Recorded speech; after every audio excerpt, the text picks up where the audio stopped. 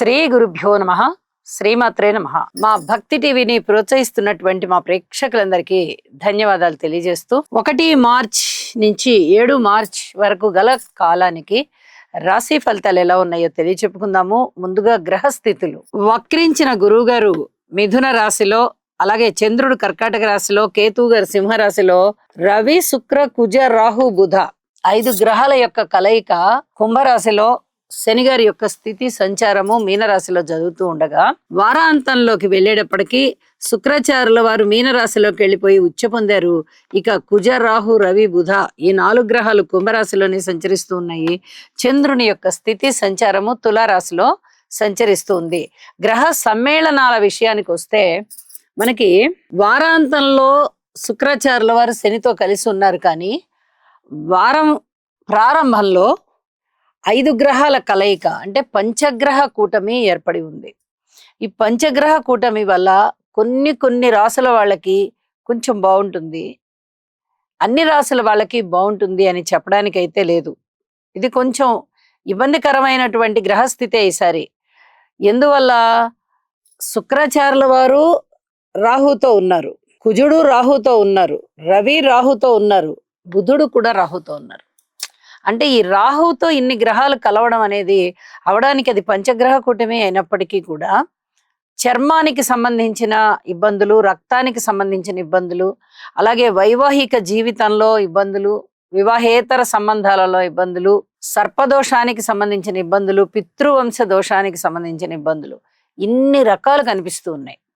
మరి ఇన్ని రకాలు ఉన్నాయి కదండి, మరి అన్ని పనిచేస్తాయా మనిషి మీద అంటే, ఎవరి జన్మ జాతకంలో అయితే శుక్ర రాహువుల కలయిక లేదా దృష్టి, రవి రాహువుల యొక్క కలయిక లేదా దృష్టి, కుజరాహుల యొక్క కలయిక లేదా దృష్టి, బుధ రాహువుల యొక్క కలయిక లేదా దృష్టి జరుగుతూ ఉన్నదో వాళ్ళు పరిహారాలు చేసుకుని ఉంటారు.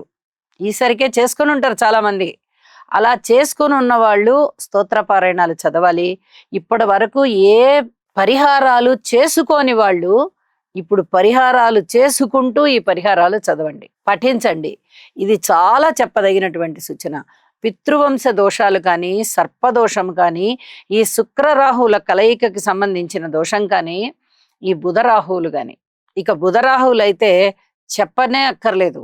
నపుంసకత్వం అని చెప్పి ఒక పదాన్ని మనం చెప్తూ ఉంటాం. శరీరానికి సామర్థ్యం లేకపోయినట్లయితే, బలం లేకపోయినట్టయితే దాన్ని మనము ఆ పదంతో వాడుతూ ఉంటాము. ఈ బుధరాహుల కలయిక అలాంటి స్థితిని చూపిస్తూ ఉంటుంది. అలాగే శుక్రరాహుల కలయిక కూడా అంతే. వైవాహిక జీవితంలో ఏమాత్రం భార్యాభర్తల మధ్య సంతృప్తి ఉండదు, అన్యోన్యత కూడా ఉండకుండా ఉండడానికి అవకాశం ఉంది. అలాగే ఈ కుజ శుక్ర కలయిక కూడా వివాహేతర సంబంధాలని సూచిస్తూ ఉంటుంది. ఇది కూడా మనిషి మీద ఒక విధమైనటువంటి ఏవగింపు కలిగేటట్టుగా, అంటే అన్యోన్యంగా ఉన్నవాళ్ళు ఆ అన్యోన్యతని వదిలేసి ఇలాంటి వాళ్ళతోనా మనం అన్యోన్యంగా ఉండేది అనిపించే విధంగా, అట్లాంటి ఏవగింపు కలిగే విధంగా కొన్ని సంఘటనలు వీళ్ళ కళ్ళకు కనిపిస్తాయి. అవి నిజమా, తాత్కాలికంగా అలా సృష్టించబడ్డాయా, లేకపోతే ఎవరన్నా నాటకీయంగా అలా మన ముందర నటన చేస్తున్నారా అనేది గ్రహింపు ఉండదు. అలాంటి పరిస్థితి ఎన్నైనా కనిపిస్తాయి, ఒకటి కాదు, అన్ని రకాలుగాను. తప్పనిసరిగా పరిహారాలు చేసుకోండి. పరిహారాలు జన్మజాతకాన్ని బట్టి కూడా చూసుకుని ఆ గాఢత ఎంత ఉంది అనేది చేసుకోవాలి. మనము గోచారం ప్రకారం అయితే తప్పనిసరిగా ఈ నవగ్రహ స్తోత్ర పారాయణాలు చేసుకోండి. నవగ్రహాలకి సంబంధించి హోమం చేసుకోండి. ఇది చాలా చాలా చెప్పదగినటువంటి సూచన. అలాగే వారాంతంలో శుక్ర శని గారులు కలుస్తున్నారు. ఇది కూడా అంత అనుకూలమైనటువంటి గ్రహస్థితి కాదు. అపోహలు పెరగడానికి, అన్యోన్యత తగ్గడానికి చాలా వరకు దోహదపడుతుంది. ఇది కూడా ఇలాంటిదే, శుక్ర రాహువుల లేదా శుక్ర కుజుల కలయిక లాంటిదే. కాబట్టి ఈ శుక్ర శని సంచార దోషం కూడా అని చెప్పి తెలియజేస్తూ ఉన్నాను. స్తోత్ర పారాయణాలు తప్పనిసరిగా చేయండి. ఇక దృష్టి విషయాలకు వస్తే, గురువు గారి నవమ దృష్టి మాత్రమే కుంభరాశి మీద పడుతోంది తప్ప మిగతా శని గారి దృష్టి రాసుల మీదే తప్ప రాసుల్లో గ్రహాలు లేవు కాబట్టి లేదు. గురువు గారి యొక్క దృష్టి కూడా అంతే. 5వ దృష్టి రాసులు లేవు, 7వ దృష్టి రాసులు లేవు. ఒక 9వ దృష్టి మాత్రమే రాసుల మీద ఉంది, కుంభరాశి మీద.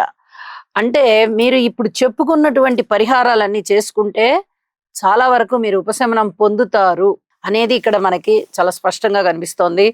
ఏ ఉపశమనం జరగకపోతే కొంచెం ఇబ్బందులు ఉండడానికి అవకాశం ఉంది అని చెప్పి ఇక్కడ మనం గ్రహించుకోవాలి. ఇది చెప్పదగినటువంటి సూచన. అలాగే కుజుని యొక్క దృష్టి, 4వ దృష్టి ఏ గ్రహాలు లేవు, 7వ దృష్టి కేతువు మీద ఉంది, మళ్ళీ 8వ దృష్టి ఏమి లేదు. ఈ కేతువు మీద ఉండడం ఆధ్యాత్మిక చింతనని బాగా పెంచుతుంది. అలాగే గురువు గారి యొక్క 9వ దృష్టి కూడా ఈ గ్రహాల మీద ఉంటున్న కారణం చేత దైవభక్తి బాగా పెరుగుతుంది. అందుకనే మీరు ఏ పరిహారం చేసుకున్నా కూడా చక్కగా ఆ పరిహారము ఆ దోషానికి పరిహరింపబడి మీకు అనుకూలమైన ఫలితాలు రావడానికి అవకాశం ఉంది. అందుకు ఈ గురువు దృష్టి ఎలా తోడ్పడుతుందో కుజుని యొక్క దృష్టి కేతువు మీద పడుతూ కూడా అలాగే తోడ్పడుతోంది అని చెప్పి తెలియజేస్తున్నాను. సర్వస్య శరణాగతి పొందండి, ఇష్ట దైవాన్ని ప్రార్థించండి. దైవభక్తి మిమ్మల్ని చాలా బాగా కాపాడుతుంది అని తెలియచేయడానికి ఈ వారం గ్రహస్థితులు చాలా ఉన్నాయి. ఎటువంటి సమస్యలకైనా చక్కటి పరిష్కారాలు ఉన్నాయి. ఆ పరిష్కారాలు పాటించండి, పరిహారాలు చేసుకోండి. ఇక సంతోష జీవనాన్ని ప్రారంభిస్తూ ముందరికి తీసుకుని వెళ్ళండి. ఇప్పుడు రాసుల్లోకి వెళ్దాము. ధనుసు రాశి. ధనుసు రాశి వారికి ఈ వారం రోజుల కాలంలోనూ తృతీయ స్థానంలో ఉన్నటువంటి రవి, కుజ, రాహు, బుధులు చాలా అద్భుతమైనటువంటి ఫలితాలను ఇస్తూ ఉండగా, సప్తమ స్థానంలో ఉన్నటువంటి గురువుగారి యొక్క సంచారము కూడా అద్భుతమైన ఫలితాలనే ఇస్తుంది. ఇవి చాలా చెప్పదగినటువంటి సూచనలుగా తెలియజేస్తున్నాను. మనోబలం బాగా పెరుగుతుంది, మానసిక ధైర్యం బాగా పెరుగుతుంది, సంతృప్తి లభిస్తుంది. ఏ పని చేసినా అన్నదమ్ముల యొక్క సహాయ సహకారాలు ఉంటాయి, బంధువర్గ సహాయ సహకారాలు ఉంటాయి, దగ్గర ప్రయాణాలు బాగా లాభిస్తాయి. మీ ఆశయ సాధన కోసం మీరు చేసేటటువంటి ప్రయత్నం ఏదైతే ఉందో, ఆ కృషి ఏదైతే ఉందో అది చక్కగా అద్భుతంగా ఆవిష్కరించబడి చాలా మేలైన ఫలితాలను ఇస్తుంది. ధన ఆదాయం పెరుగుతోంది, మంచి కీర్తి ప్రతిష్టలు పెరుగుతున్నాయి, ప్రశంసలు వస్తున్నాయి. అలాగే వాక్కు బాగుంటోంది. ధైర్య సాహసాలతో మీరు చేసేటటువంటి పనులు ఏవైతే ఉన్నాయో అవన్నీ కూడా చాలా మంచి పేరు తెచ్చిస్తున్నాయి. ఆలోచనలు బాగున్నాయి, నిర్ణయాలు బాగున్నాయి. ఇవన్నీ కూడా చాలా చెప్పదగినటువంటి సూచనలుగా తెలియజెప్తూ ఉన్నాను.